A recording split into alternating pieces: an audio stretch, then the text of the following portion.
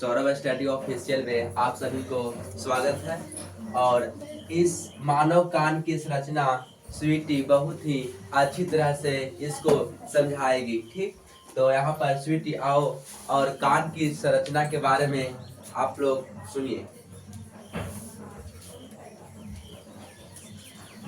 देखिए दोस्तों, ये कान का पूरा स्ट्रक्चर है, यानी मानव कान की संरचना।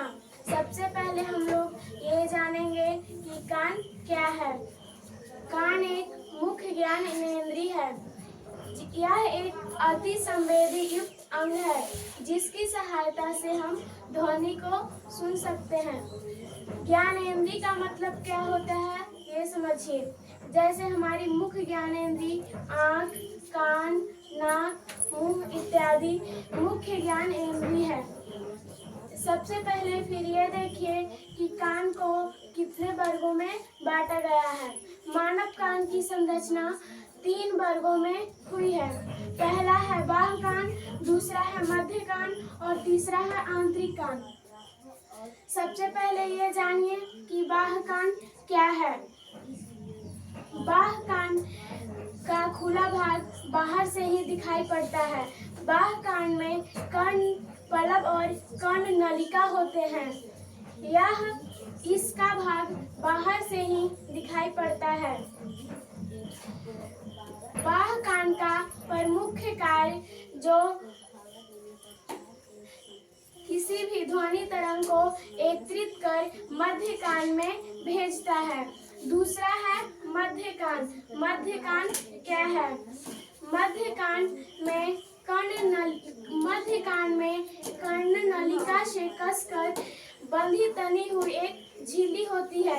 ये जो मध्य कान है, कर्ण नलिका से कसकर बंधी तनी हुई एक झिल्ली है, जिसे कर्णपट कहते हैं। ये जो झिल्ली है, इसे हम कर्णपट कहते हैं। मध्य कान में 3 हड्डियां होती है। पहला है मुखदरक, दूसरा है निहाई और तीसरा है वल्यक। मध्य कान का प्रमुख कार्य जो बाह्य कान में एकत्रित ध्वनि को आंतरिक कान तक संचारित कर देता है। तीसरा है आंतरिक कान। आंतरिक कान क्या है? आंतरिक कान द्रव्य से भरी कुंडलित रचना है। ये जो आंतरिक कान है, द्रव्य से भरी कुंडलित रचना है। आंतरिक कान का आकार घोंघा जैसा होता है। ये जो दिख रहा है आपको, इसका आकार घोंघा की तरह होता है। आंतरिक कान में एक प्रकार की कोशिका होती है, जो श्रवण तंत्रिका से जुड़ी हुई रहती है। ये देखिए, ये श्रवण तंत्रिका से जुड़ी हुई है।